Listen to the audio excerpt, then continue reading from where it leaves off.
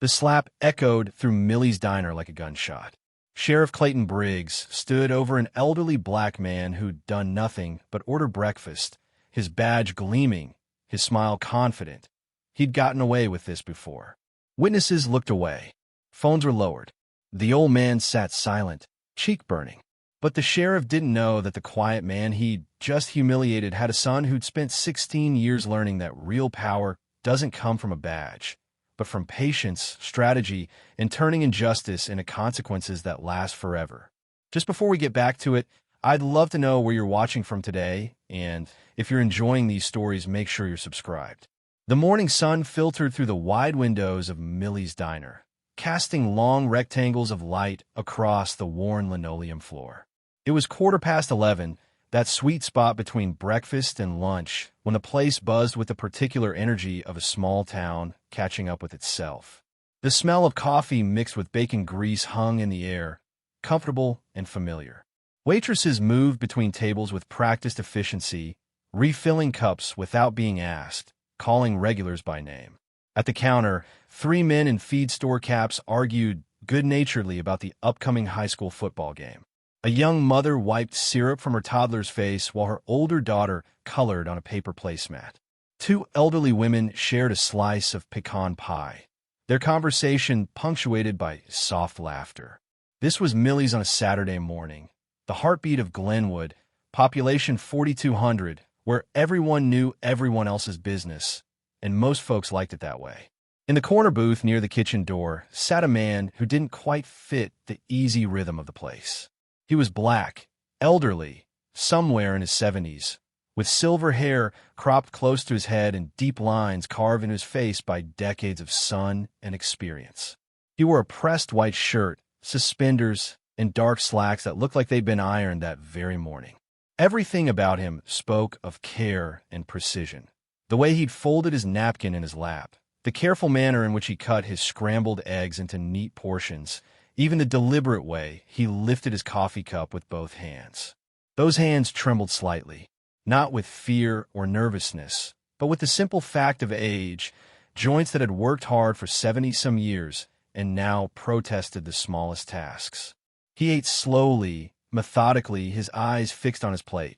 He didn't look around the diner, didn't try to catch anyone's eye. He simply existed in his corner, taking up as little space as possible. A young waitress named Sarah approached his table to refill his coffee.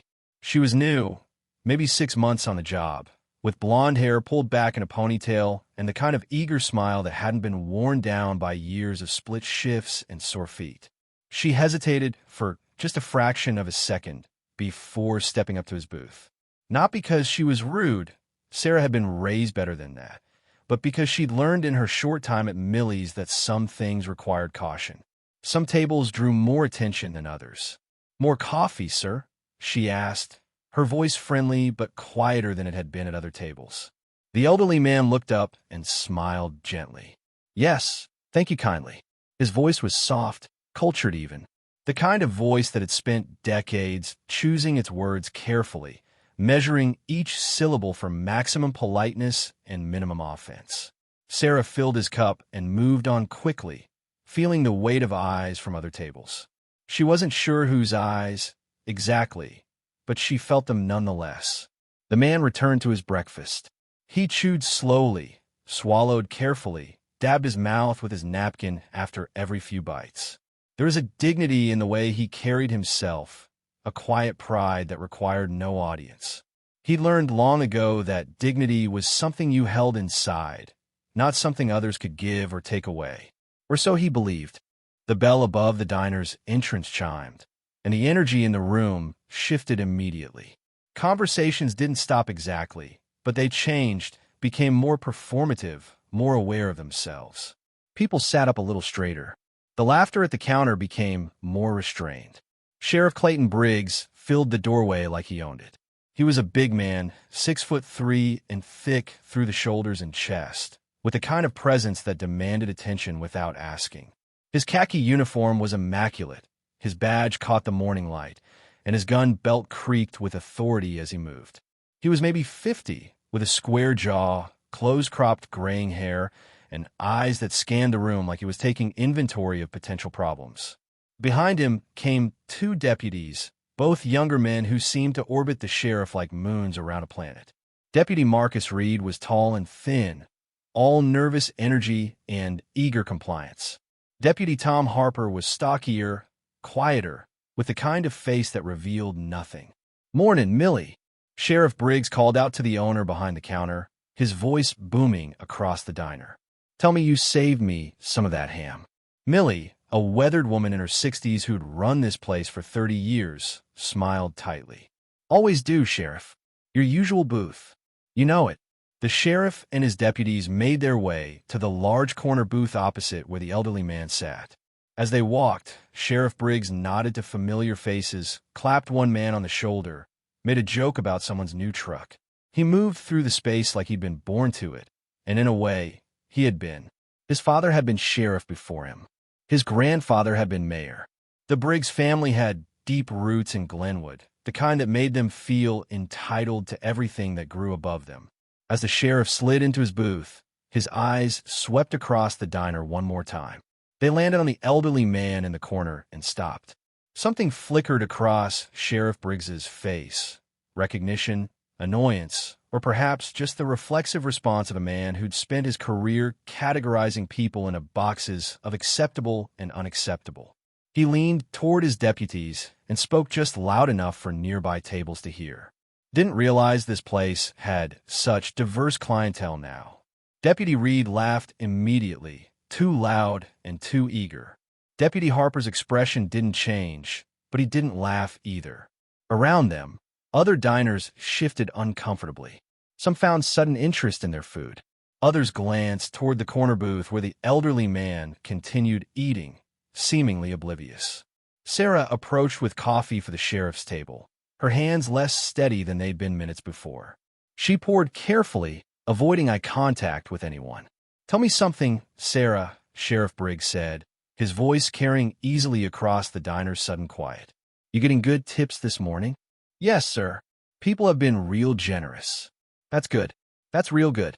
He nodded toward the corner booth. "How about from over there? He tipping well?" Sarah's face flushed.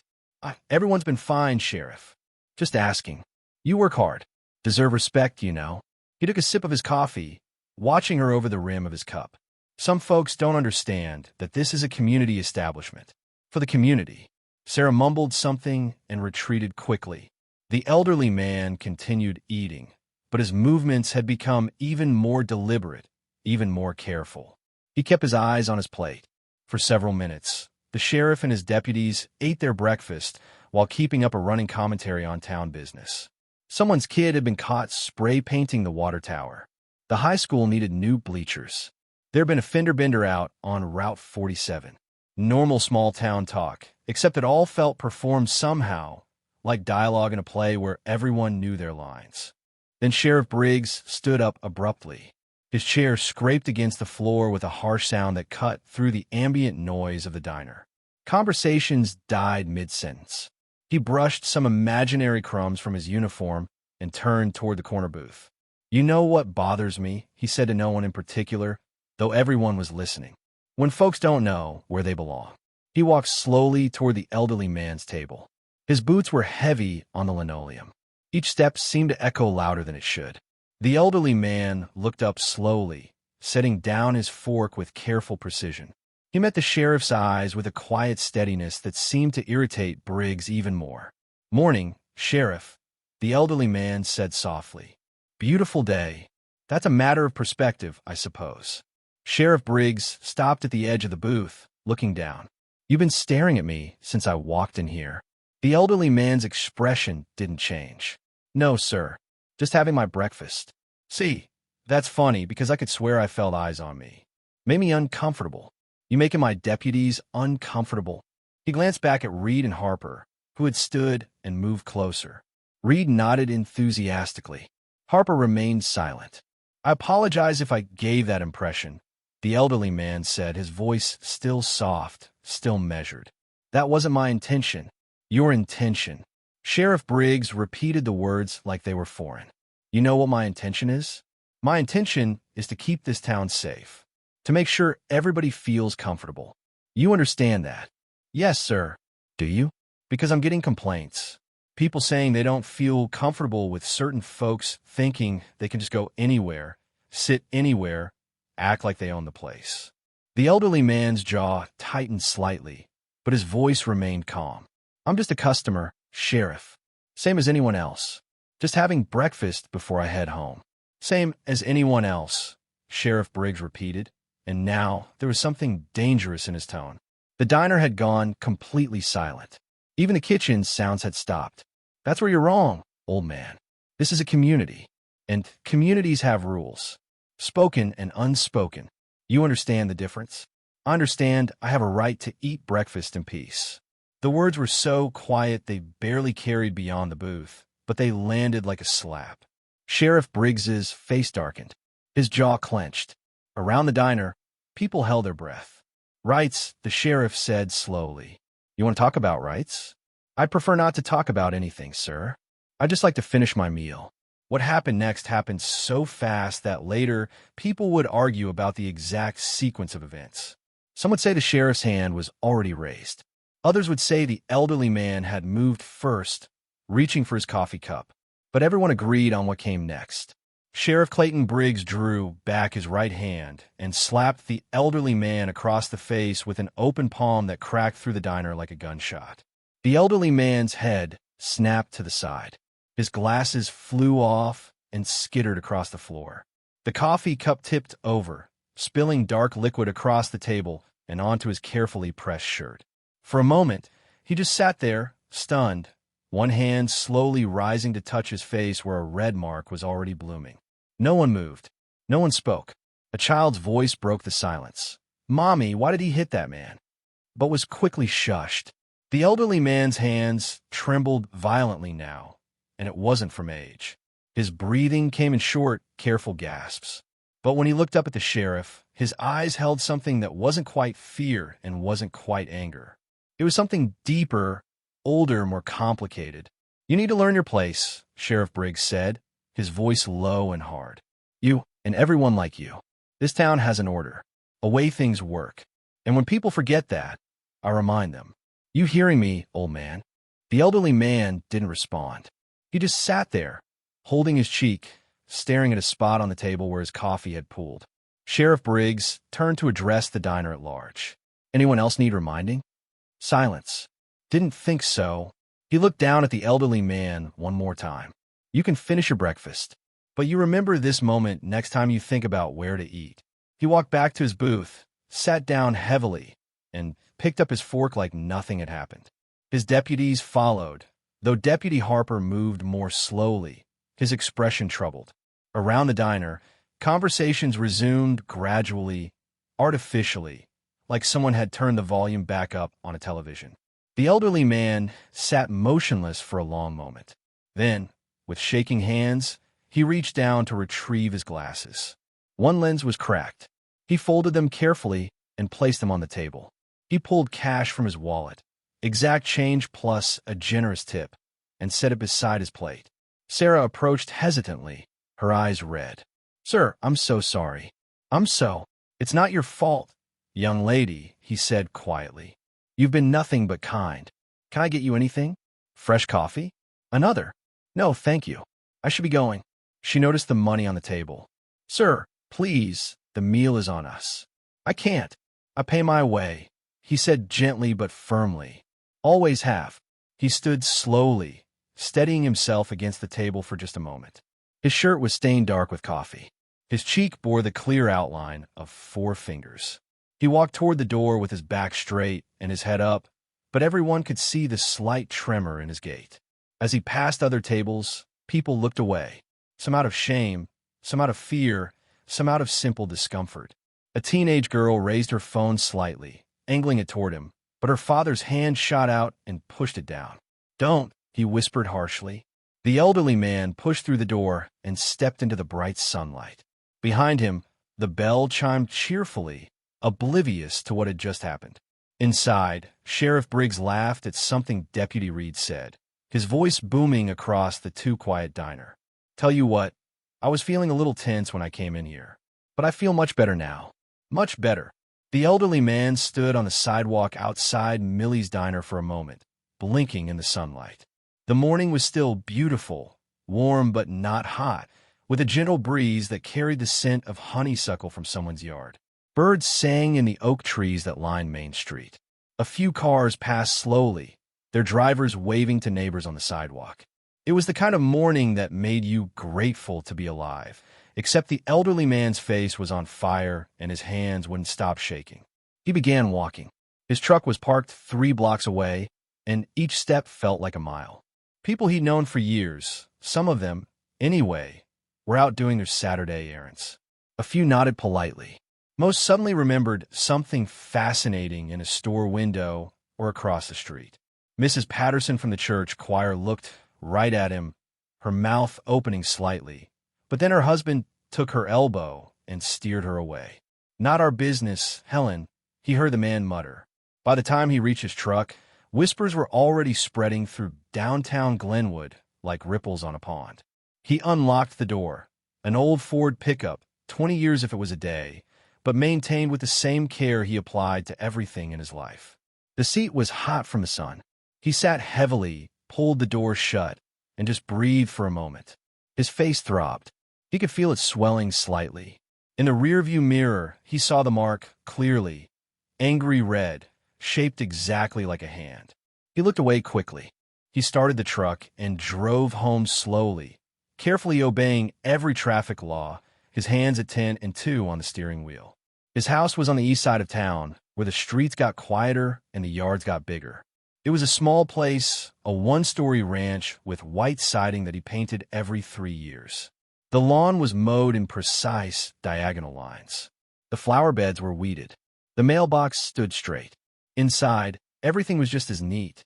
Hardwood floors swept clean, furniture simple but cared for, windows that let in plenty of light. And on the walls, photographs. Dozens of them, arranged in careful groups. But they weren't of him. Most were of a boy growing up. Baby pictures gave way to toddler photos, then school portraits. A gangly teenager in a high school football uniform. A serious young man in a cap and gown. And then the military photos. Boot camp graduation, dress blues, various units and locations.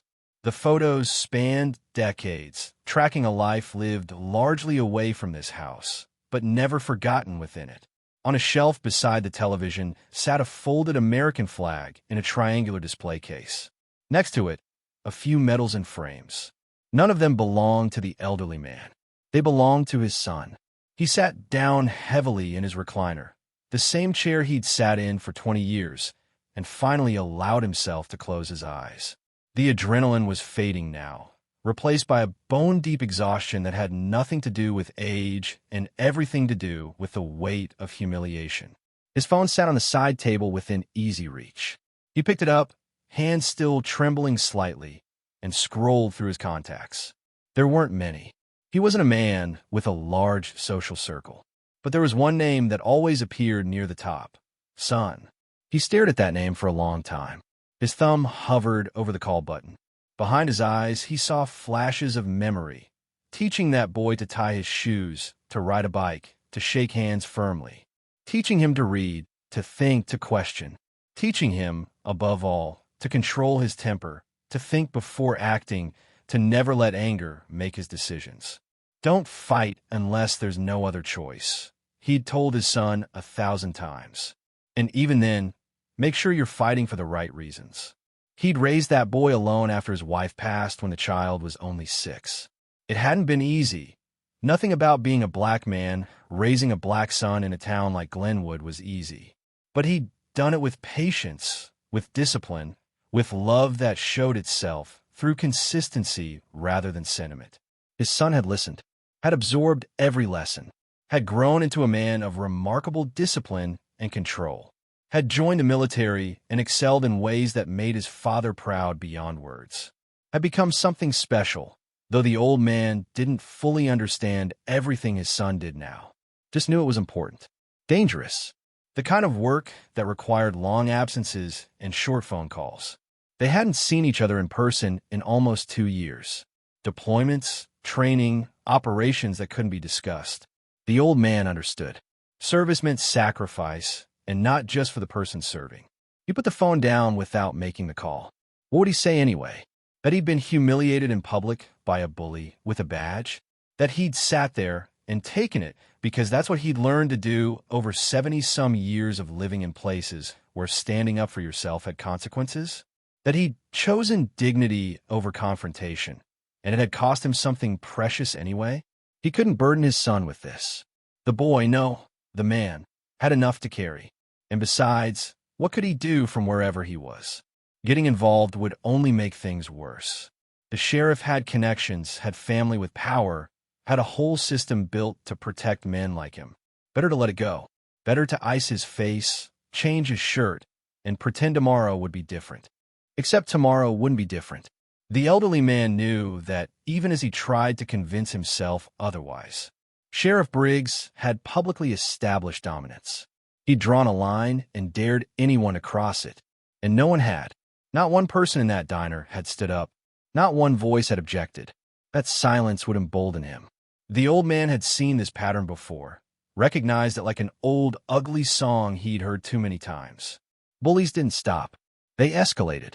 And in a small town where the bully wore a badge and a gun, escalation could be deadly. He picked up his phone again, stared at his son's name, put it down, picked it up, put it down.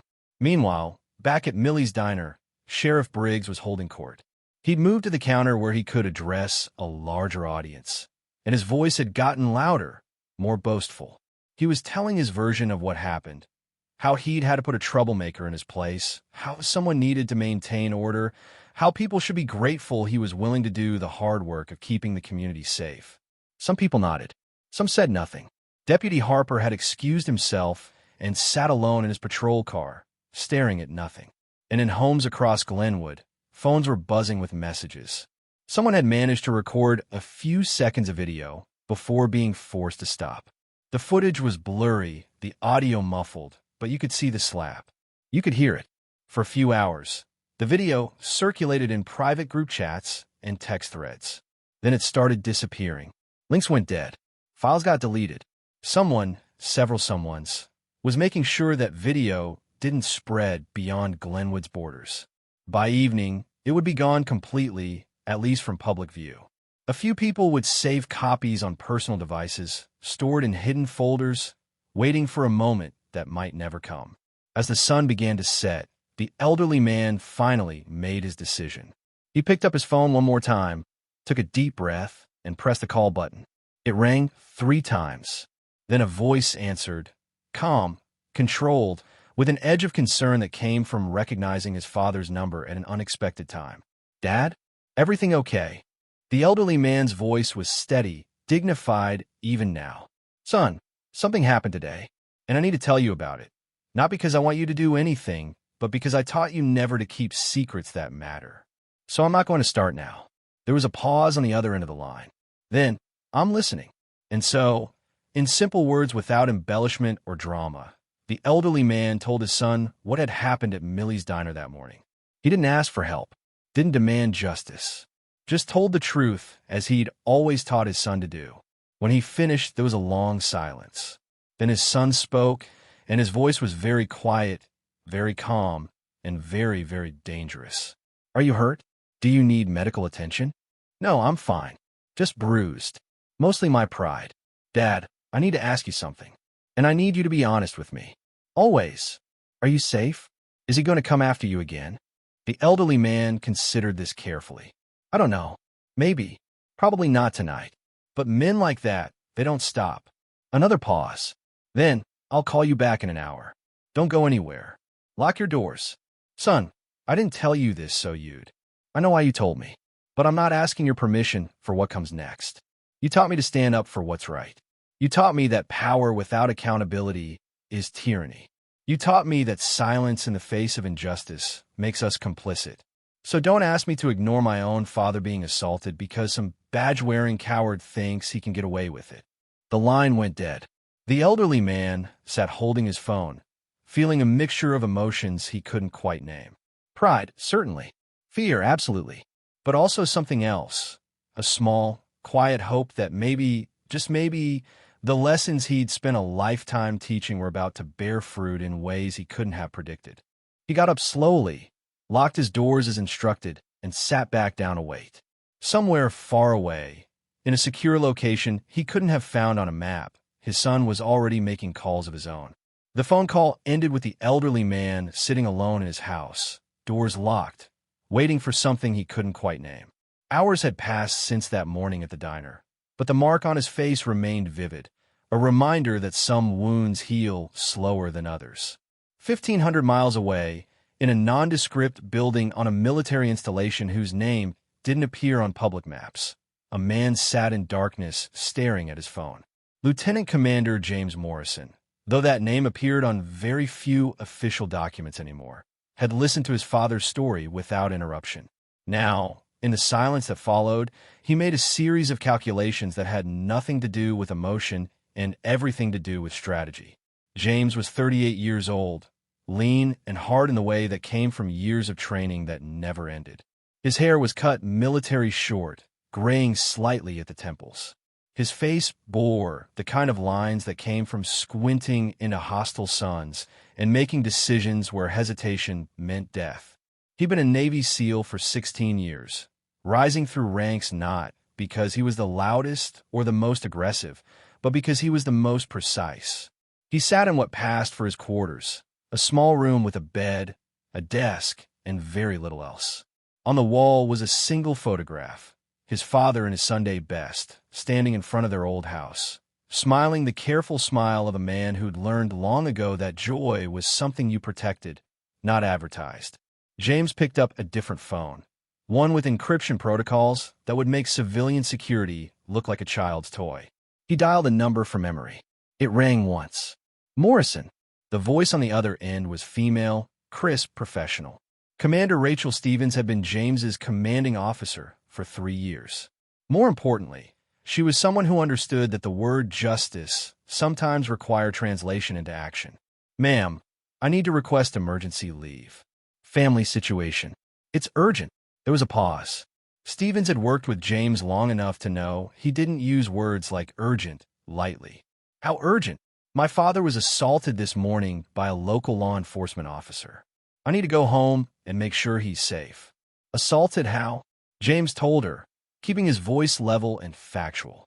When he finished, Stevens was quiet for a moment. Then she said, "You have 72 hours of emergency leave, effective immediately. But Morrison, I know how you operate. Don't do anything that's going to end up on the evening news." "No, ma'am. I'm just going to make sure my father is safe. That's what worries me. Your version of safe tends to be very thorough." She paused. "But for what it's worth, if someone slapped my father, I'd probably want to burn the whole town down. So I'll give you one more thing. I'm going to make a call to a friend at the FBI field office that covers your father's area. Just a courtesy call, letting them know there might be a civil rights issue worth looking into. I can't promise anything will come of it, but at least it'll be on their radar." "Thank you, ma'am." Morrison, and I'm saying this as someone who's seen your service record, sometimes the most powerful thing you can do is nothing. Sometimes watching and waiting does more damage than kicking in doors. "I understand." He hung up and immediately made another call, this one to a different kind of contact. Derek Shun was retired CIA, now working as a private security consultant. More relevantly, he owed James's life from an operation in Afghanistan that neither of them could ever discuss. "It's Morrison. I need information on someone. A sheriff in a small town called Glenwood. Name is Clayton Briggs." "What kind of information?" "Everything. Service record if he has one. Complaints filed against him. Lawsuit settled. Rumors from other agencies. I want to know every time he stepped over the line. And I want to know who covered for him. How fast do you need this?" "I'll be on a plane in 3 hours. Have something for me by the time I land." "You got it." "And Morrison, you need backup on this." "No, this isn't that kind of operation." Famous last words, brother. Call me if that changes. James hung up and began packing. He didn't take much. A duffel bag with civilian clothes, nothing that would mark him as military. He moved with the efficiency of someone who'd packed for deployments 100 times, each item chosen for purpose and placed with precision. When he was done, he made one more call. His father answered on the first ring. So, Dad, I'm coming home. I'll be there late tonight. Don't open the door for anyone until I arrive. You don't need to do this. I'm Fina. I know you are, but I'm coming anyway. Not to start trouble. Just to make sure you're safe and to handle this the right way. The right way, his father repeated softly. What does that mean? It means no one gets hurt unless they absolutely need to. It means we document everything, build a case, and let the system work the way it's supposed to. You taught me that power without accountability is tyranny. Well, this sheriff has had power without accountability for too long. His father was quiet for a moment. Then, you learned that lesson better than I taught it. I learned it exactly as well as you taught it. I'll see you tonight. While James Morrison made his way toward Glenwood, the town itself was experiencing the particular kind of tension that comes from witnessing something terrible and pretending you didn't. People went about their Saturday routines, but conversations were hushed, and more than one person checked their phone to see if that video was still there. It wasn't. By mid-afternoon, every copy that had been shared publicly was gone, but whispers couldn't be deleted as easily as files. At the sheriff's department, Deputy Tom Harper sat at his desk staring at paperwork he wasn't really reading. He was 42, had been with the department for 18 years, and had long ago learned that questioning Sheriff Briggs was a fast way to end your career. But something about this morning wouldn't let him go. He'd seen the sheriff get rough before, had seen him humiliate people, push boundaries, use his authority like a weapon. But always there'd been some justification, some thin thread of official procedure to hang it on. A raised voice could be resisting. A shove could be officer safety. The system had 100 ways to make abuse look legal.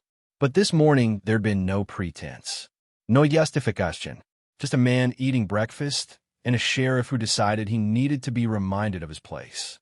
And the worst part, the part that made Harper's stomach turn, was that he'd stood there and done nothing. His phone buzzed. A text from his wife. Everyone's talking about what happened at the diner. Are you okay? He stared at the message for a long time before responding. I'm fine. But he wasn't fine. And for the first time in 18 years, Tom Harper began thinking about what it would cost to do the right thing. Sheriff Briggs, meanwhile, was having an excellent day. After leaving the diner, he'd spent the afternoon at his brother-in-law's auto shop, where several friends had gathered for beers and barbecue. The story of the morning's encounter had grown with each telling. By the fourth beer, Briggs was describing how the old troublemaker had gotten mouthy and needed to be straightened out. Someone's got to maintain order, he said, gesturing with his beer bottle. That's what they pay me for. That's what this town expects. We let one person think they can walk all over our traditions, and next thing you know, the whole place falls apart. The men around him nodded and laughed and clinked bottles. Not because they all agreed necessarily, but because disagreeing with Clayton Briggs was rarely worth the trouble.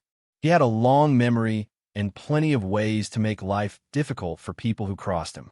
What none of them knew was that several phone calls had already been made. Stevens had been true to her word, reaching out to an FBI contact who specialized in civil rights cases. The contact, Special Agent Lisa Martinez, had listened with interest and made a note to do some preliminary research. And Derek Shun, working from his home office in Virginia, had already compiled a preliminary file on Sheriff Clayton Briggs that made for disturbing reading. 3 formal complaints filed and quietly dismissed. 2 lawsuits settled with non-disclosure agreements. A pattern of excessive force complaints that should have triggered stay investigations, but somehow never did. And a network of family connections that explained why accountability always seemed to stop before it reached Briggs. Chun sent the file to James Morrison's secure email with a note. This guy's been getting away with it for years. Classic small-town corruption, protected by family, by systems he's part of, by people too scared to speak up. Good news is he's sloppy. Bad news is he's never faced consequences, so he thinks he's untouchable. Be careful. By the time the sun set on Glenwood, James Morrison was in a rental car, driving through the darkness toward his childhood home. He'd landed at a regional airport an hour away, collected his bag, and started driving without pause. The roads were empty this time of night, just him and the occasional truck hauling goods through the rural darkness. He knew these roads, had learned to drive on them, could navigate them blindfolded if necessary. But he hadn't been back in 2 years, and there was something unsettling about returning under these circumstances. Not for a holiday or a celebration, but because someone had hurt his father and thought they could get away with it. James pulled into the driveway of the small ranch house at 11:15. The porch light was on. Through the window, he could see his father sitting in his recliner, waiting. He grabbed his duffel and walked to the door, which opened before he could knock. For a moment, father and son just looked at each other. The elderly man had changed into a clean shirt, but the bruise on his face had darkened to a deep purple. James's jaw tightened, but he kept his voice level. "Hey, Dad, I told you not to come," his father said, but he was already stepping aside to let James in. "You didn't tell me not to," James replied, setting down his bag. "You just said you didn't call to ask me to. There's a difference." His father almost smiled. "You always were good at finding loopholes. Learn from the best." They sat in the small living room, and for a while, neither spoke. James studied his father's face, cataloging the injury with the detached precision of someone trained to assess damage. The bruise was significant, but the skin wasn't broken. No signs of concussion. Physically, his father would heal, but some injuries went deeper than skin. "Tell me everything," James said finally. "Every detail you remember. What he said, what he did, who was there, who saw." His father recounted the morning again, this time with James asking specific questions. Did anyone record it? Was there audio? Did any other law enforcement respond? Did the sheriff make any specific threats beyond the general intimidation? When his father finished, James leaned back and processed the information. "This wasn't random," he said finally. "This was calculated. He did it in public, in front of witnesses, because he wanted everyone to see. He was making a point, not just to you, but to the whole town." "I know," his father said quietly. "That's why I didn't want you involved. Men like that, they don't back down. They escalate, which is exactly why I need to be here. Dad, you taught me a lot of things, but the most important was that bullies only understand power. The question is what kind of power to use." James pulled out his phone and showed his father the file Chin had sent. "This is what I've learned about Sheriff Briggs in the last 6 hours. 3 complaints dismissed, 2 lawsuits settled, dozens of incidents that should have ended his career but didn't. He's protected by family connections, by a system that looks the other way, and by people too afraid to stand up." His father read through the file slowly, his expression growing more troubled. "So what can you do?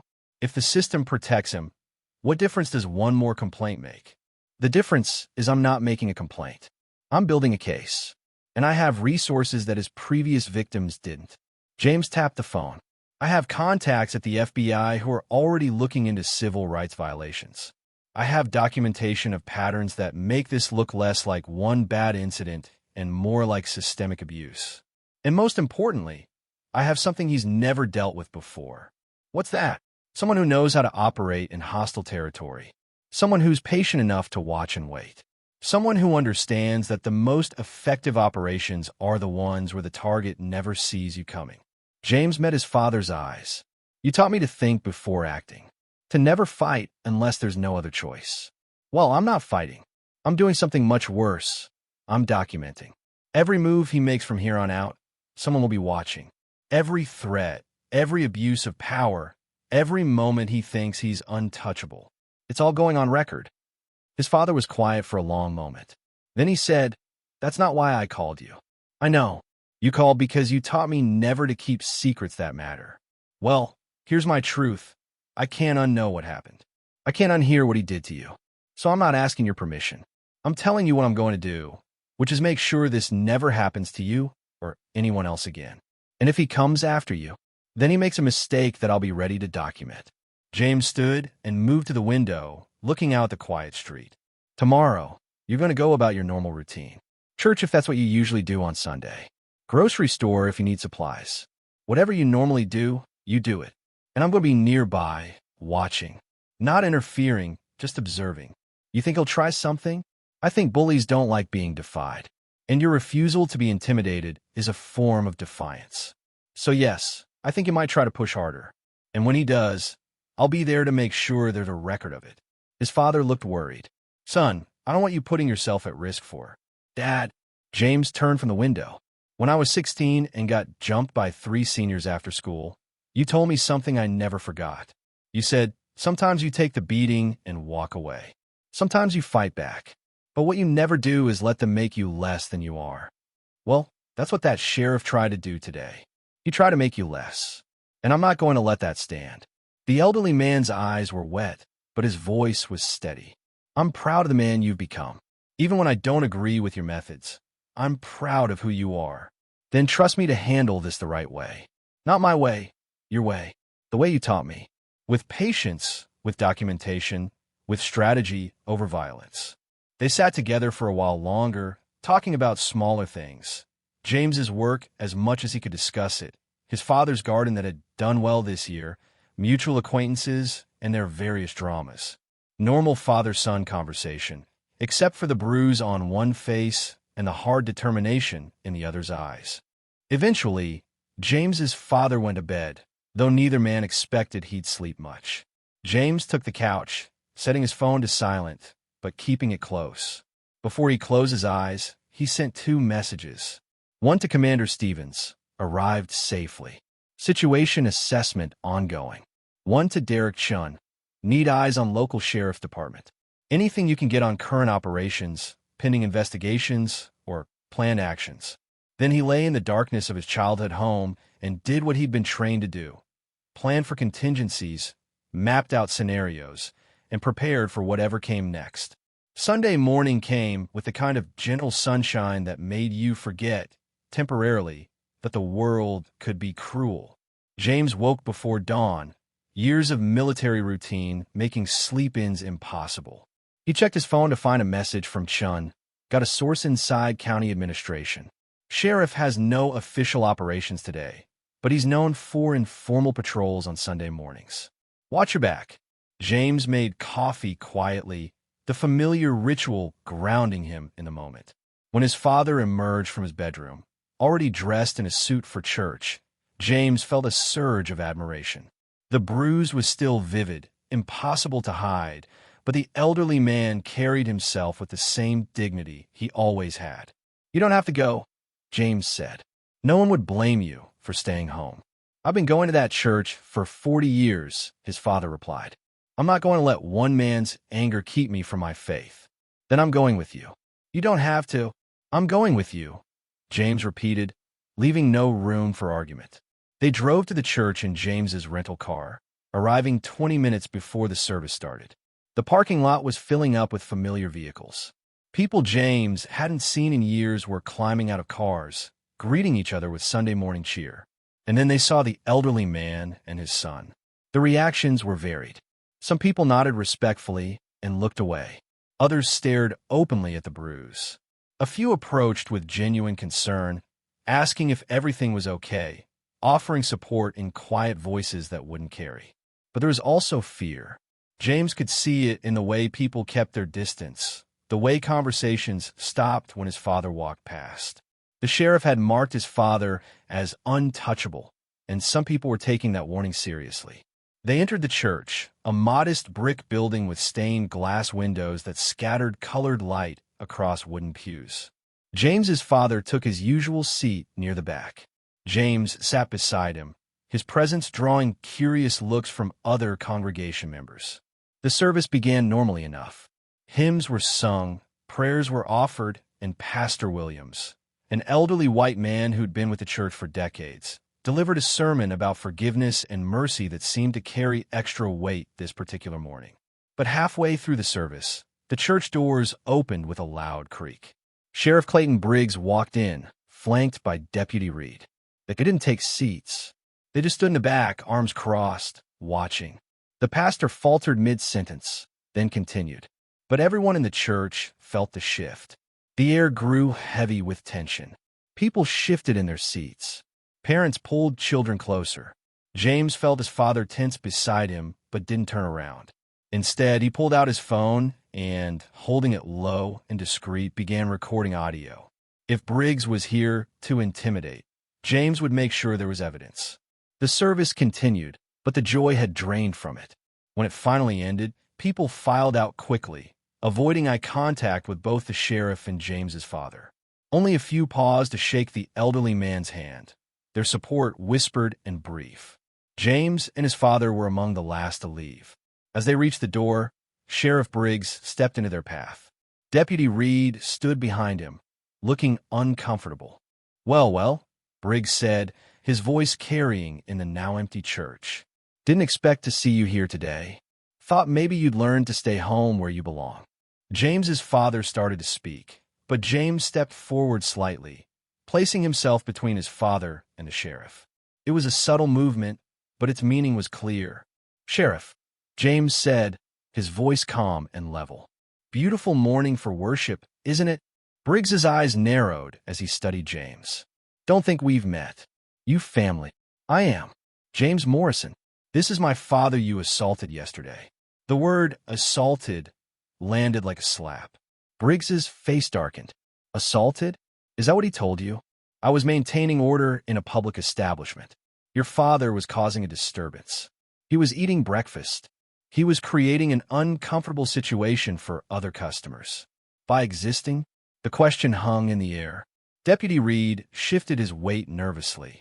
Behind them, Pastor Williams had emerged from his office and was watching the confrontation with obvious concern. Who the hell do you think you are? Briggs said, his voice low and dangerous.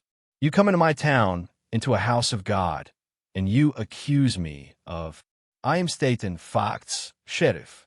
Yesterday morning at approximately 11:15, you struck my father across the face in Millie's diner. Multiple witnesses observed this. Some recorded it.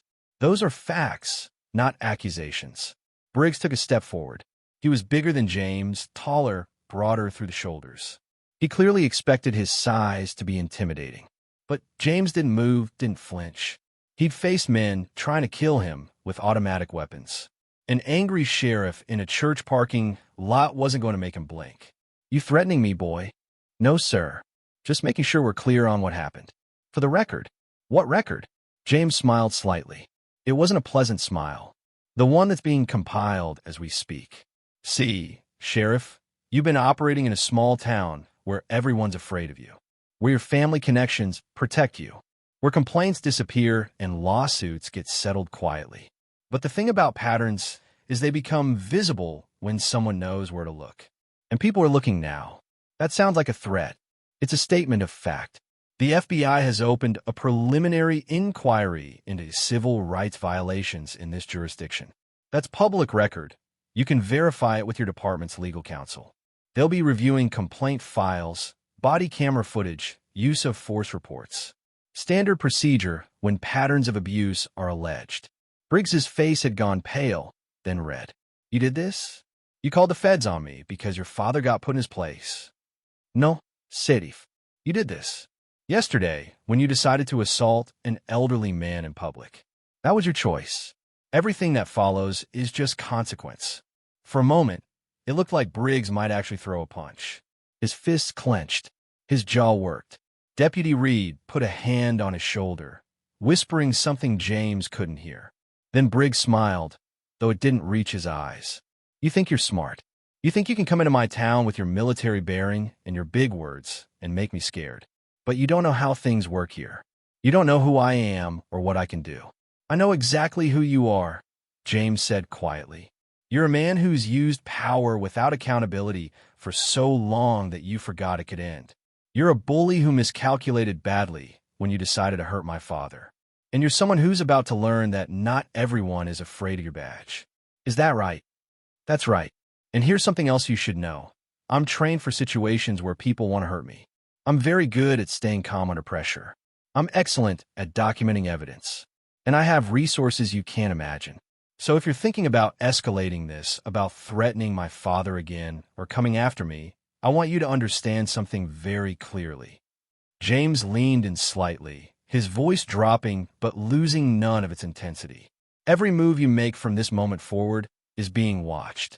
Every threat, every abuse of power, every moment you think you're untouchable. Someone will see it. Someone will record it. Someone will add it to the file that's growing about you. You don't scare me. I'm not trying to scare you, Sheriff. I'm trying to save you from yourself. Because right now, you have a choice. You can walk away, go about your business, and let the investigation run its course. Or you can double down, prove every allegation against you, and guarantee that you end up in a federal courtroom. Your choice. Briggs stared at James for a long moment. Then he looked past him to the elderly man, who had remained silent throughout the exchange. "This isn't over," he said. "No," James agreed. "It's not. It's just beginning." The sheriff turned and walked away, Deputy Reed following. They climbed into their patrol car and drove off, tires spitting gravel. Pastor Williams approached cautiously. "Son, you've got courage. But courage can get you killed in a place like this." "Respectfully, Pastor, staying silent can get you killed too. Just more slowly." The elderly man put a hand on James's shoulder. "Let's go home." They drove back in silence, but it was a different silence than before. James had drawn a line, made his position clear. Sheriff Briggs now knew that the elderly man he'd humiliated wasn't alone and wasn't defenseless. He knew that his actions had consequences beyond what he'd calculated. The question now was how he would respond. Would he back down, recognizing that he'd finally met someone who wouldn't be intimidated? Or would he escalate, proving every allegation that had been made against him? James suspected he already knew the answer. Men like Briggs didn't back down. They doubled down. They pushed harder, convinced that force would eventually win. And when he did, James would be ready. That afternoon, while his father rested, James sat in the rental car parked down the street from the house. He had a clear view of the driveway and front door. His phone was charged, his camera ready. He wasn't expecting trouble immediately. Briggs would need time to regroup, to plan his next move. But in case James was wrong, he'd be ready. The hours passed slowly. Normal Sunday afternoon activity, people returning from church, kids playing in yards, families grilling in backyards. The peaceful ordinariness of small-town life, hiding the tension that simmered just beneath the surface. As the sun began to set, James's phone buzzed. A message from Derek Chun. "FBI inquiry is official now. They're requesting files tomorrow morning." Also, found something interesting. Briggs's brother-in-law is the county commissioner. That's how complaints disappear. Thought you should know the full picture. James read the message twice, committing the information to memory. The picture was becoming clearer. This wasn't just one corrupt sheriff. This was a system of corruption, a network of protection that had kept Briggs untouchable for years. But networks could be dismantled. Systems could be reformed. And James had just started pulling threads. He sent a message back. "Keep digging. I need everything. Every connection, every favor, every time someone looked the other way. If we're going to do this, we do it completely." Then he settled in to watch and wait, knowing that the real battle was just beginning.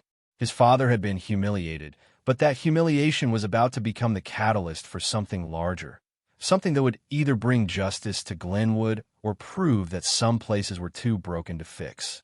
James preferred to believe in the former, but he was prepared for the latter. The sun set slowly over the small town, painting the sky in shades of orange and purple. Somewhere in that town, Sheriff Clayton Briggs was making plans of his own. Somewhere, deputies were choosing sides. Somewhere, ordinary people were deciding whether to speak up or stay silent. And in a rental car on a quiet street, a Navy SEAL who'd learned patience in the world's most dangerous places waited for his moment to act. The pieces were in place. The board was set. And this time, when power and accountability finally met, only one would walk away intact. The confrontation at the church had changed something fundamental in Glenwood. Word spread quickly through the small town. The elderly man had a son, and that son wasn't someone who could be intimidated. By Sunday evening, half the town was talking about the stranger who'd stood up to Sheriff Briggs in the church parking lot. The other half was pretending they hadn't heard anything at all. Monday morning arrived with the kind of oppressive humidity that made shirts stick to backs and tempers run short. James woke early, as always, and found his father already dressed and making breakfast. The bruise on the elderly man's face had darkened further, a constellation of purple and yellow that would take weeks to fully fade.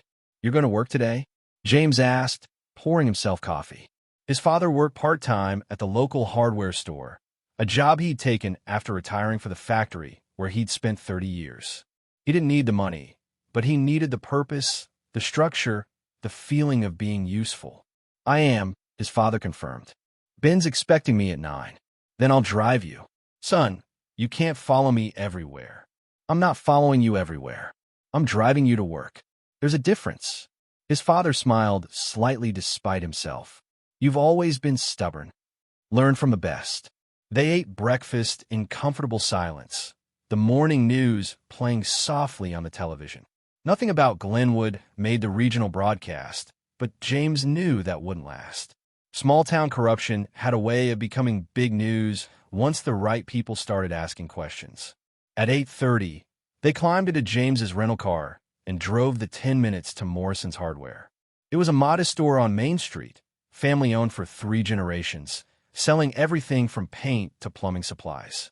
Ben Morrison, no relation, despite the shared name, had owned it for 40 years and had given James's father a job when most other businesses in town had found reasons not to. As they pulled up to the store, James noticed a sheriff's department cruiser parked across the street. Deputy Tom Harper sat behind the wheel, watching. Not hiding, not pretending to be on routine patrol. Just watching. He's been doing that a lot lately, James's father said quietly. Following people the sheriff doesn't like. Making sure they know they're being watched. Good, James said. Then he'll watch me too. They got out of the car. James walked his father to the door, then turned and looked directly at Deputy Harper. Their eyes met across the street. Harper didn't look away, but he didn't look comfortable either. After a moment, James raised his phone and took a photo of the cruiser, making sure Harper saw him do it. The deputy's jaw tightened, but he didn't move. James sent the photo to Derek Shun with a message. Local deputy conducting surveillance. Document and add to file. Then he walked back to his car, got in, and drove away. But he didn't go far, just around the corner to a coffee shop with a clear view of the hardware store's entrance. If Harper was watching his father, James would be watching Harper. The morning passed slowly. James sat in the coffee shop with a laptop, ostensibly working on emails, but really monitoring the street. Deputy Harper remained in position for 2 hours, then finally drove away. James waited 15 minutes to make sure he wasn't coming back, then returned to his own surveillance position. At 11:30, his phone rang. Derek Shun, got something you need to see, Shun said without preamble. Briggs's personnel file just got a lot more interesting. Found sealed complaints going back 15 years. Most are what you'd expect: excessive force, racial profiling, intimidation. But 3 of them involve physical assault on unarmed civilians. All 3 were dismissed after intervention from the county commissioner's office. The brother-in-law. Exactly. But here's where it gets better or worse, depending on your perspective.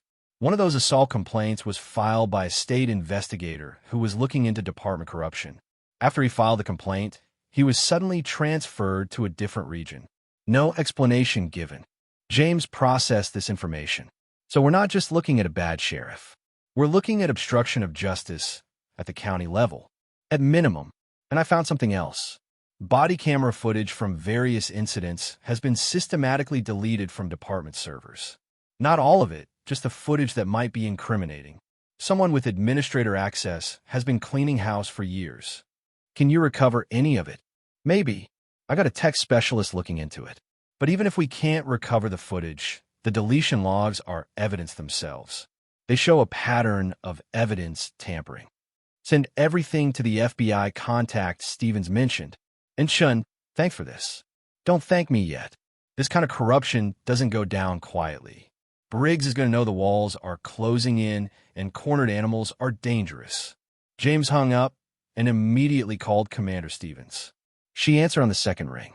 Morrison, I was about to call you. The FBI field office contacted me this morning. They're taking this seriously, sending a team to review files and interview potential witnesses. When? They'll be there Wednesday, 2 days from now. They want to talk to your father first, if he's willing. He'll be willing. What else do they need? Any documentation you have. Photos of injuries, witness statements, recordings if you made any. They're building a civil rights case, but they need evidence that shows pattern and practice, not just isolated incidents. I can get them that. Chin's already compiled a preliminary file. Stevens was quiet for a moment. Morrison, I need to ask you something, and I need an honest answer. Are you keeping your head in this, or are you operating on emotion? Both, James said honestly. I'm angry about what happened to my father, but I'm channeling that anger into documentation and strategy, not violence. Everything I'm doing is legal and designed to support a federal investigation. Good. Keep it that way. The moment you step over the line, you become the story instead of him. And that helps no one. Understood. After the call ended, James sat thinking. Wednesday was 2 days away.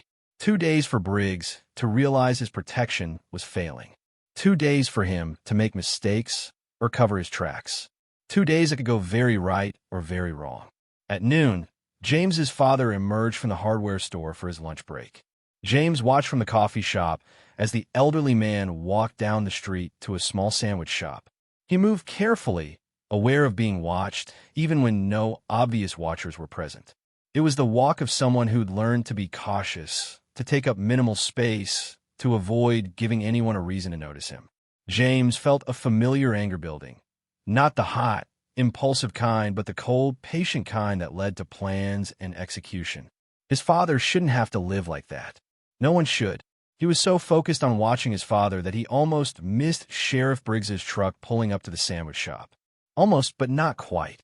James was out of the coffee shop and across the street in seconds, his phone already recording video. He kept the phone low and discreet, but the camera was running. Inside the sandwich shop, his father had just received his order when Sheriff Briggs walked in. The small space went quiet immediately. There were maybe 10 other customers, and all of them suddenly found their sandwiches fascinating. Well, Briggs said, his voice loud in the sudden silence. If it isn't Glenwood's most troublesome citizen, didn't learn your lesson the first time? James's father turned slowly, carefully. Sheriff, I'm just getting lunch. That's what you said at the diner, right before you started causing problems. Briggs moved closer, crowding into the elderly man's personal space. Maybe you need another reminder about how things work around here. James entered the shop at that moment, moving with the controlled calm of someone who'd walked into hostile situations 1,000 times. He didn't rush, didn't shout, just stepped between his father and the sheriff with a precision that made it clear this wasn't an accident. Sheriff Briggs, he said evenly, funny meeting you here. Briggs's face went through several expressions in quick succession. Surprise, recognition, anger, and finally a kind of forced confidence. Morrison, still following your daddy around? Man your age should have his own life. Eat dull. Right now, it involves making sure my father can eat lunch in peace. Seems like a reasonable goal. Your father is a troublemaker. Has been for years. Someone needs to keep an eye on him. Is that your official position? That an elderly man eating lunch requires law enforcement supervision? Briggs's jaw tightened. Around them, several customers had pulled out phones. Not obviously, but James saw them. Good. More witnesses. More documentation. My official position, Briggs said slowly, is that I'm the sheriff of this county, and I'll conduct my duties as I see fit. If that bothers you, you're welcome to file a complaint. See how far that gets you. Already did. FBI received it this morning. They're sending investigators on Wednesday. You'll be hearing from them soon. The color drained from Briggs's face, then returned in an angry flush. You're bluffing. Am I? Call your county attorney. Ask if they've received any federal inquiries in the last 24 hours. I'll wait. Briggs pulled out his phone, stepped away, made a call. James couldn't hear the conversation, but he could see the sheriff's body language shift from confident to concerned to angry. When Briggs returned, his expression was murderous.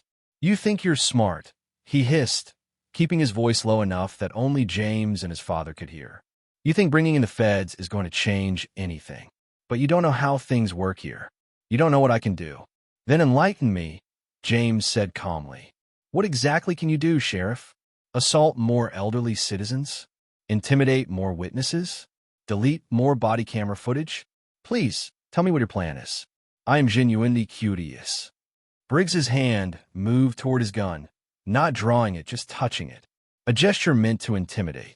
But James didn't flinch. He'd had guns pointed at him by people who actually intended to use them. A bully's threat display didn't even register. You're making a mistake, Briggs said. You and your father both. This town doesn't forget, and I don't forgive. Neither do I, James replied. The difference is I document everything. Every threat you make, every time you abuse your authority, every witness you try to intimidate. It's all going in a file that grows larger every day. So please continue. Give me more evidence. Make the FBI's job easier. For a moment, it looked like Briggs might actually lose control completely. His fists clenched. His breathing quickened. But then he seemed to remember where he was, that people were watching, that phones were recording. He forced a smile that was more grimace than anything else. This isn't over. No, James agreed. It's not. But it's going to end very differently than you think. Briggs turned and walked out, his boots heavy on the tile floor. Through the window, James watched him get into his truck and sit there for a moment, hands gripping the steering wheel so hard his knuckles went white. Then he drove away, tires squealing slightly. The sandwich shop remained silent for several seconds after he left. Then, gradually, conversations resumed. Several people looked at James and his father with expressions ranging from admiration to fear to something that might have been hope. An older woman at a nearby table leaned over. "That was brave," she said quietly, "but also foolish. He'll come after you now." "Let him," James said. "The more he comes after us, the more evidence we collect." They took their sandwiches and left, walking back toward the hardware store in the bright afternoon sun. James's father was quiet, processing what had just happened. "You humiliated him," he said finally, "in public. Again, he humiliated himself. I just pointed out the obvious. He's not going to forgive that." "Good. Angry people make mistakes. Mistakes create evidence. Evidence builds cases." His father stopped walking and turned to face his son. "You really think this will work? You really think the system will hold him accountable after all these years?" James met his father's eyes. "I think the system only works when people force it to." For years, Briggs operated without consequences because no one had the resources or courage to challenge him. Now someone does. Will it work? I don't know. But I do know that doing nothing guarantees nothing changes. They walked the rest of the way in silence. At the hardware store, James's father paused at the door. "Thank you," he said simply, "for coming, for caring, for fighting this battle. It's not your battle or my battle, Dad. It's the right battle. That's all that matters." The elderly man nodded and went back to work. James returned to his surveillance position, but his mind was already moving ahead, planning for what would come next. That evening, as the sun set over Glenwood, the town's carefully maintained surface of normalcy began to crack. Deputy Tom Harper sat in his living room, staring at a document he'd printed from the department's server. It was a complaint form from 7 years ago. A woman claiming Sheriff Briggs had pulled her over without cause, searched her car illegally, and threatened her when she objected. Harper remembered that case. He'd been the responding backup officer. The woman's complaint had been detailed, specific, credible, and it had disappeared within 48 hours. At the time, Harper had told himself the complaint must have been unfounded, that there must have been reasons he didn't understand. But he understood now. The reasons were corruption, protection, and a system designed to shield Briggs from accountability. Harper's wife found him sitting there, the document in his hand. "Tom, what's wrong?" "Everything," he said quietly. "Everything's wrong, and I've been pretending it wasn't for 18 years. She sat beside him. "What are you going to do?" "The right thing." Finally. The next morning, Deputy Tom Harper walked into the FBI field office 2 counties over and asked to speak to someone about civil rights violations in Glenwood County. The agent who met with him, Lisa Martinez, listened for 3 hours as Harper detailed everything he'd witnessed over nearly 2 decades. The assaults, the intimidation, the evidence tampering, the complaints that vanished. All of it. When he finished, Martinez looked at him seriously. "You understand what this means? You're testifying against your sheriff. Your job is probably gone. Your reputation in that town will be destroyed." "I know," Harper said, "but I can't look at myself in the mirror anymore. I can't keep pretending this is normal. What changed? Why come forward now?" Harper thought about the elderly man being slapped in the diner, about James Morrison standing up to Briggs without flinching, about all the times he'd told himself that keeping quiet was the same as staying neutral. "I realize that silence is a choice," he said, "and I've been choosing wrong for a very long time." Martinez recorded his statement, took copies of documents he'd brought, and assured him that his testimony would be protected. When Harper left the office, he felt lighter than he had in years. Scared, certainly. Worried about the consequences. But lighter. Back in Glenwood, events were accelerating. Derek Chun had managed to recover deleted body camera footage from department servers, and what it showed was damning. Incident after incident of Briggs using excessive force, planting evidence, threatening civilians. All of it carefully deleted afterward, but not carefully enough to defeat a determined forensic investigation. The FBI team arrived on Wednesday morning as promised. 2 agents, Martinez and her partner David Richardson, set up in a conference room at the county courthouse and began interviewing witnesses. James's father was first, telling his story calmly and completely. Then came the waitress Sarah from the diner, shaking but determined. Then others, people who'd been harassed, threatened, assaulted over the years.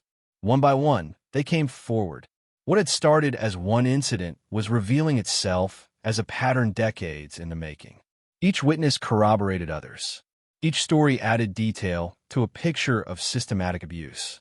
And running through it all was Sheriff Clayton Briggs, protected by family connections and a system that had looked the other way for far too long.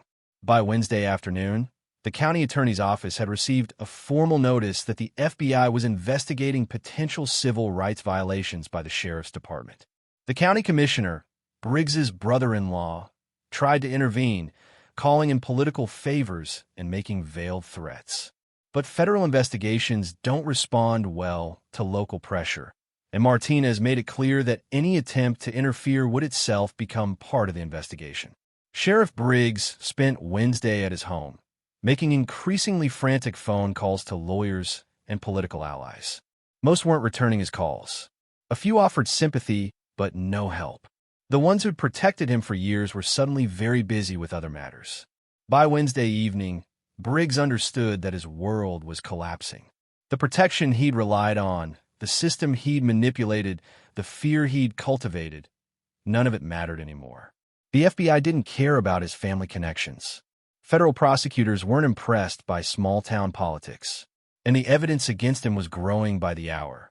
Thursday morning brought the moment Briggs had been dreading. FBI agents arrived at his home with an arrest warrant. The charges were extensive: deprivation of rights under color of law, obstruction of justice, destruction of evidence, conspiracy to violate civil rights. Each charge carried significant federal prison time. They arrested him without drama. He didn't resist, didn't argue, just put his hands behind his back and let them cuff him, his face gray with the realization that this was really happening.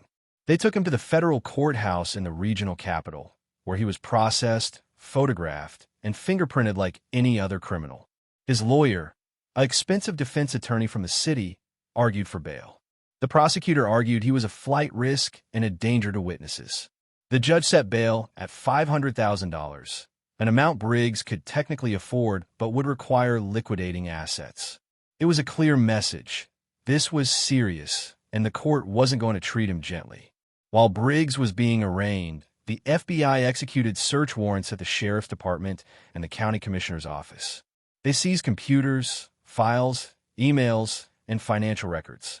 What they found painted an even darker picture. Evidence of a corruption network that extended beyond just protecting Briggs, involving kickbacks, misappropriated funds, and systematic civil rights violations. The county commissioner was arrested Thursday afternoon. Within hours, 2 other county officials had resigned. The local newspaper, which had ignored or downplayed complaints about Briggs for years, suddenly found its investigative spirit and began publishing stories about the corruption scandal. James watched all of this unfold from a distance, monitoring news reports and receiving updates from Derek Chun. He felt no triumph, no satisfaction, just a grim acknowledgement that justice, when it finally came, was messy and complicated and left damage in its wake. Friday morning, he and his father sat in their living room watching the local news. The story led with footage of Briggs being led out of the courthouse in handcuffs. The reporter's voice was serious, almost somber, as she detailed the charges and the ongoing investigation. "It's really happening," his father said quietly. "After all these years, it's really happening." "It's just beginning," James corrected. "The arrest is one thing. Conviction is another. And even after conviction, there's rebuilding trust in the system, reforming the department, addressing all the damage he caused. But it's a start. It's a start." They sat together watching as the news moved to interviews with other victims, people who'd stayed silent for years but were now willing to speak. The waitress Sarah, talking about witnessing the assault and being afraid to report it. Deputy Harper, explaining why he'd finally come forward.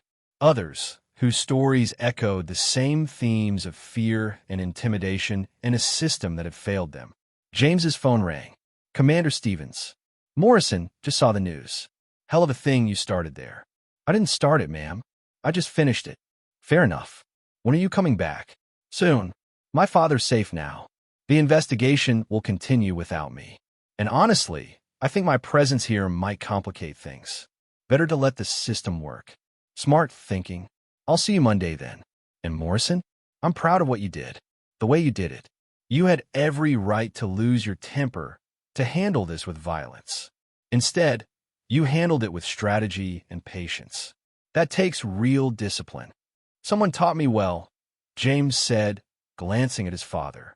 After the call ended, James and his father spent the day together, not talking about Briggs or the investigation or anything heavy. Just father and son, making up for lost time, enjoying the simple pleasure of each other's company. That evening, James prepared to leave. His bag was packed, his flight booked for early Saturday morning. His father walked him to the car, the bruise on his face finally starting to fade. "You'll call when you land?" the elderly man asked. "Of course. And you'll be careful? Whatever it is you do out there." "Always am." They embraced, neither man comfortable with excessive emotion, but both understanding what the moment meant. James had come home to protect his father and had ended up dismantling a system of corruption that had harmed countless people. "I'm proud of you," his father said. "Not for what you did to Briggs, for how you did it, for showing that power doesn't have to come from a fist or a gun, for proving that patience and strategy matter more than anger. I learned that from you. Then I taught you well." James drove away as the sun set over Glenwood. In his rearview mirror, he saw his father standing in the driveway, waving.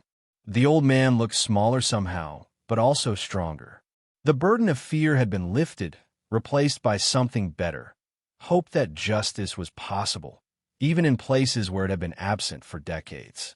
The town itself was changing too. People were talking openly now about things they'd whispered about for years. The new acting sheriff was someone from outside the county, appointed by the state to clean house. Reforms were being discussed. Accountability measures were being implemented. It would take time. Towns didn't heal overnight, and trust once broken couldn't be quickly restored. But the process had started, and that was something. As James drove through the darkness toward the airport, he thought about power, real power, not the kind that came from a badge or a gun or fear. Real power was his father sitting in that diner, refusing to be diminished. Real power was witnesses finding the courage to speak up. Real power was a system, flawed as it was, finally working the way it was supposed to when enough people demanded it. Sheriff Clayton Briggs had thought power meant never facing consequences. He'd been very, very wrong. And now, sitting in a jail cell awaiting trial, he had all the time in the world to understand his mistake. James had left Glenwood, but the wheels of justice he'd set in motion continued to turn with inexorable momentum. 6 weeks after Sheriff Clayton Briggs's arrest, the trial began in federal court. The courthouse in the regional capital had never seen anything quite like it. A former sheriff facing multiple federal charges, a corruption scandal that had exposed an entire county's leadership, and a parade of witnesses ready to testify about decades of abuse. The prosecution's case was methodical and devastating. They started with the incident at the diner, playing security footage that a nearby store owner had quietly saved despite pressure to delete it. The video showed everything. The elderly man sitting peacefully, the sheriff's unprovoked approach, and the slap that echoed through the silent courtroom. Several jurors flinched when they saw it. Briggs stared at the defense table, his face impassive, but his hands clenched into fists beneath the table. Then came the witnesses. Sarah, the waitress, testified about the atmosphere of fear in the diner, how everyone had been too frightened to intervene. Her voice shook, but she didn't break. She described years of watching Briggs intimidate people, knowing that speaking up could cost her job or worse. Deputy Tom Harper took the stand on day 3. His testimony was the most damaging, an insider explaining how the system had been corrupted from within. He detailed deleted body camera footage, altered reports, complaints that disappeared overnight. He admitted his own complicity, his voice heavy with shame, but he didn't hide from it.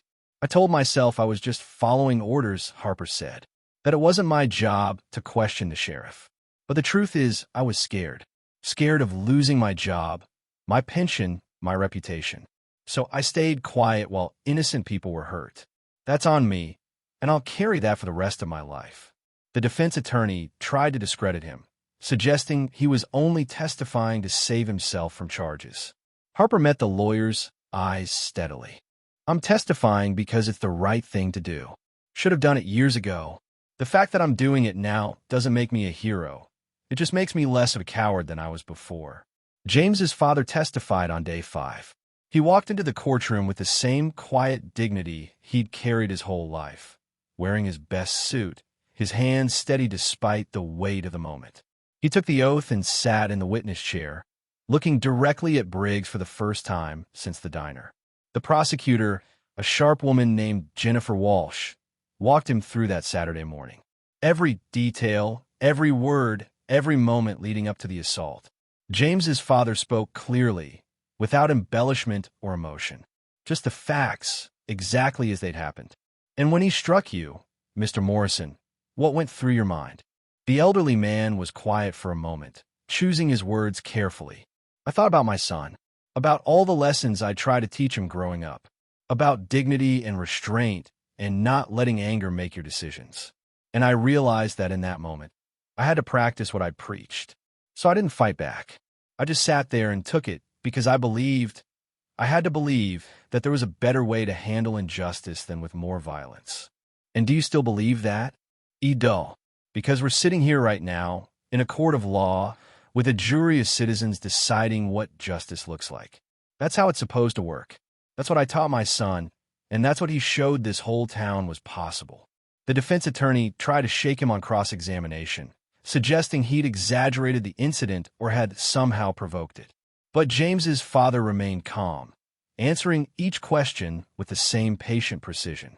By the time he stepped down, several jurors were wiping their eyes. The trial lasted 3 weeks. The prosecution presented 27 witnesses, hundreds of documents, and recovered body camera footage that showed a pattern of abuse spanning 15 years. The defense argued that Briggs had been doing his job in a difficult environment, that he'd made mistakes, but not crimes, that isolated incidents didn't constitute a pattern. The jury didn't buy it. After deliberating for just 6 hours, they returned with guilty verdicts on all charges. Briggs showed no emotion as the verdicts were read, but his lawyer slumped in his chair, knowing what was coming. Sentencing came 2 weeks later. Federal Judge Margaret Shun, no relation to Derek, had reviewed the evidence, read the victim impact statements, and studied Briggs's history. When it was time to announce the sentence, her voice was firm and clear. Mr. Briggs, you were given extraordinary power and authority. You were trusted to protect and serve your community. Instead, you used that power to intimidate, assault, and oppress the very people you'd sworn to protect. You created a culture of fear that silenced victims and corrupted the institutions meant to provide accountability. The damage you've caused is incalculable, not just to individuals, but to the community's faith in justice itself. She sentenced him to 12 years in federal prison, with no possibility of parole. Additionally, he would lose his pension and be permanently barred from law enforcement. The courtroom remained silent as the sentence was read. This wasn't a moment for cheering. Justice done didn't erase the harm caused. The county commissioner received 8 years. 2 other officials received lesser sentences. More importantly, the entire county administration was overhauled. New leadership came in from outside, bringing fresh perspectives and a mandate for reform. Back in Glenwood, the changes were visible and profound. The new sheriff, a woman named Patricia Williams who'd spent 20 years in a respected urban department, instituted sweeping reforms. Body cameras were mandatory and footage was automatically backed up to state servers. An independent civilian review board was established to investigate complaints. Training emphasized de-escalation and community engagement rather than force and authority. It wasn't perfect. Change never is. Some longtime residents resented the new policies, grumbling about political correctness and outside interference. Others embraced the reforms, grateful for leadership that actually served the community. Millie's diner remained open, though under new management. The old owner had retired, selling to a young couple who'd moved from Atlanta seeking small-town life. They kept the name and most of the menu, but they also put up a small plaque near the entrance. It read simply, "All people deserve dignity, respect, and equal service. No exceptions." James's father returned to his routine, work at the hardware store, church on Sundays, quiet evenings at home. But something had changed.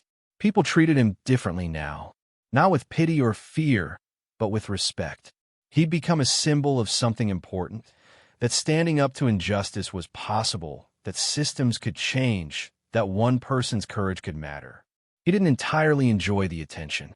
He was, by nature, a private man, but he accepted it gracefully, understanding that his story had become bigger than just him. It had become about what was possible when people chose principle over convenience.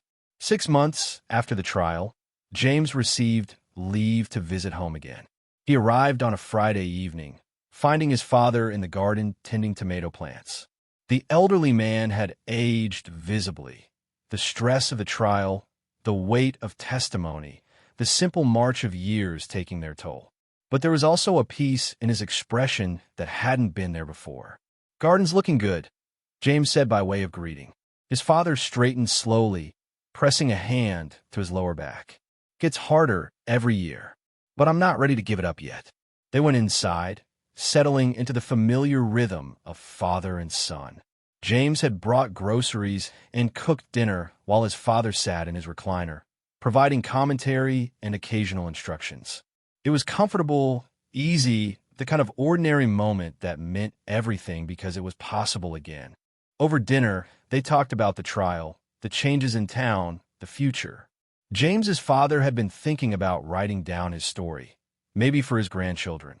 Though James wasn't married and had no children yet, a fact his father mentioned with increasing frequency. "Someone should remember what happened," the elderly man said. "Not just the bad parts, but how it got fixed. How ordinary people found the courage to speak up. How the system, flawed as it is, can work when people force it to. You should write it," James encouraged. "Your perspective matters." "Maybe. We'll see if these hands stay steady enough." They were quiet for a moment, comfortable in the silence. Then James's father said, "I got a letter last week from Deputy Harper. He's working security at a shopping mall now. Lost his law enforcement certification, but he said he sleeps better at night than he has in years. That's something." "It is. He made mistakes, but he also made them right. That counts for something." The weekend passed quickly. James helped with yard work, fixed a leaky faucet, replaced some weathered boards on the porch. Ordinary tasks that felt extraordinary because they were done together, without the shadow of fear or injustice hanging over them. On Sunday, they went to church together. The same church where Briggs had tried to intimidate them months earlier. But now it felt different.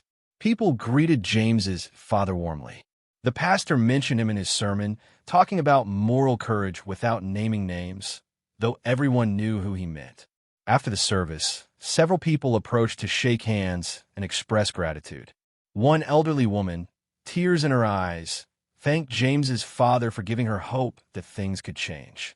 A young black man, maybe 20, said he was joining the police academy because he wanted to be the kind of officer who protected rather than intimidated.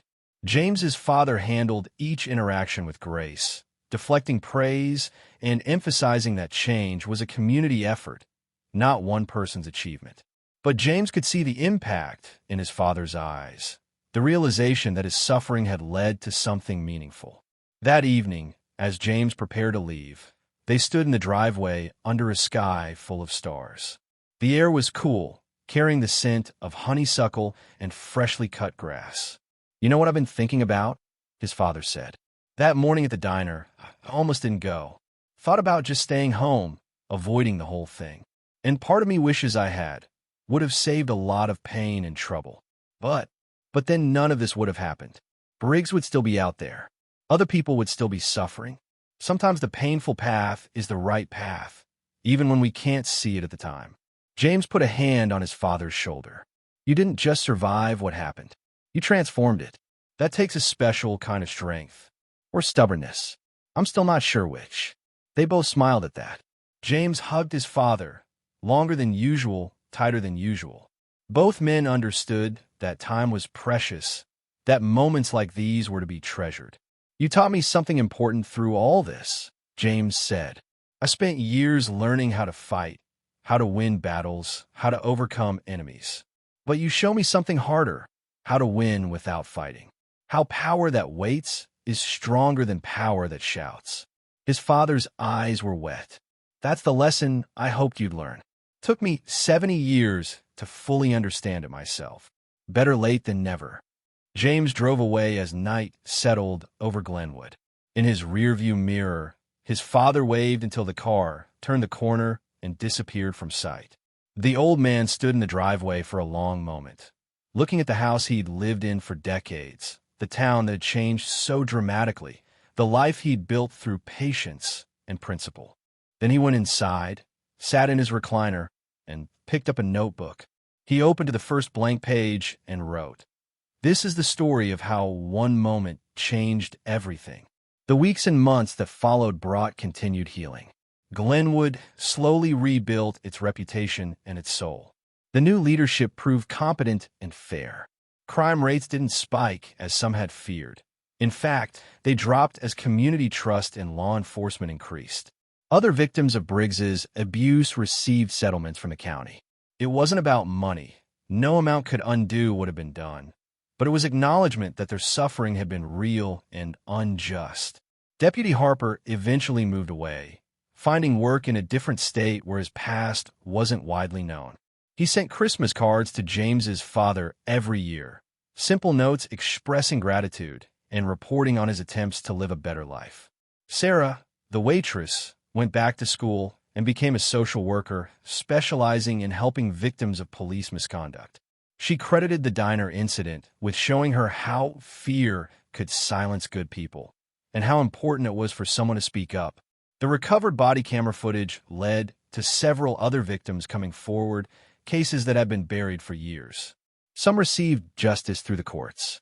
Others simply received acknowledgement that what had happened to them was wrong. Both mattered. James returned to his duties with the Navy, but the experience in Glenwood had changed him. He became known within his unit for emphasizing de-escalation and strategic thinking over force. He trained younger SEALs to understand that the most effective power was often the most restrained, that knowing when not to act was as important as knowing when to act. He also stayed in closer touch with his father. Weekly phone calls instead of monthly. Visits every few months instead of every few years. The incident had reminded him that time was finite, that the people we love won't always be there, that ordinary moments become precious when we recognize them as such. 2 years after the trial, James's father passed away peacefully in his sleep. He was 79, had lived to see justice done, and had spent his final years in peace rather than fear. The funeral drew a surprising crowd, not just family and old friends, but people whose lives had been changed by his courage. Police officers from the Reform Department, activists who'd used his story to push for change in other communities, ordinary citizens who'd been inspired to speak up about injustices they'd witnessed. Pastor Williams delivered the eulogy, talking about a man who'd lived his principles rather than just speaking them, who'd shown that dignity wasn't given by others but chosen by oneself, who'd proved that one person's courage could spark widespread change. James sat in the front pew, listening to stories about his father he'd never heard. The man who'd quietly paid utility bills for families who'd fallen behind. The mentor who'd helped young people find their way. The friend who'd shown up when needed and never asked for recognition. In his pocket, James carried something his father had left for him. A letter, sealed and marked to be opened after I'm gone. That evening, alone in his father's house, surrounded by memories, he finally opened it. The letter was written in his father's careful handwriting, slightly shaky, but still clear. Son, if you're reading this, then I've gone on ahead. Don't grieve too long. I live a full life and made my peace with how it ended. But I want you to know a few things while I have the chance. What happened that morning at the diner wasn't the worst thing that ever happened to me. Ive faced vers. But it became the most important thing because of what came after. You show me that the lessons I tried to teach you actually took root. That patience and strategy can defeat force and fear. That the system, broken as it often is, can work when good people force it to. I'm proud of you, not just for what you did for me, but for how you did it. You could have handled it with violence. Lord knows you had the training and the justification. But you chose a harder path, a better path. You've documented instead of destroyed. You built a case instead of seeking revenge. You showed that real strength is control, not chaos. That's my legacy, not the incident itself, but how we responded to it. How you turned my humiliation into justice. How a small town found its conscience. How systems changed because people demanded they change. Keep teaching that lesson, son, to your fellow soldiers, to the people you meet, to your own children someday. Teach them that power that shouts is fragile, but power that waits is permanent. Teach them that doing the right thing is often the hardest thing, but it's always worth it. I love you. I'm proud of you. And I'm grateful that my last years were spent in peace rather than fear, all because my son knew how to fight without throwing a punch. Live well, live honorably, and remember that sometimes the most important battles are the ones we win without fighting. Your father. James read the letter 3 times, tears streaming down his face. Then he folded it carefully and placed it in his wallet, where he would carry it for the rest of his life. The next day, he returned to the diner, now thriving under new management. He ordered breakfast and sat in the same booth where his father had been sitting that morning. The server, a college student working her way through school, took his order with a smile that was genuine and unafraid. As James ate, he watched the normal flow of life in a small-town diner. People of all backgrounds eating together, talking, laughing. No tensión, no fear, just ordinary human interaction, the kind his father had wanted but been denied. And James understood, finally and fully, what his father had meant about legacy. The point wasn't that one man had suffered and another had sought justice. The point was that their actions had created space for this moment. For a young black woman to serve breakfast without fear, for a diverse group of people to share a meal without tension, for a town to heal from decades of injustice. That was power, not the kind that came from a badge or a gun or violence, but the kind that transformed communities, that changed systems, that ensured the next generation grew up in a better world than the one before. James finished his breakfast, left a generous tip, and walked out into the morning sunshine. Somewhere, his father's spirit was at peace. And somewhere, a bully who'd thought himself untouchable was learning that actions have consequences and that justice, though sometimes slow, eventually arrives. The story of what happened in Glenwood spread beyond the town's borders. It became a case study in police reform seminars, a teaching example in law schools, a cautionary tale in training academies. But more than that, it became a story of hope, that change was possible, that courage mattered, that ordinary people could make a difference. Years later, when James trained new recruits, he would tell them about his father, about dignity under fire, about choosing patience over violence, about understanding that real power wasn't loud or flashy, but quiet and persistent.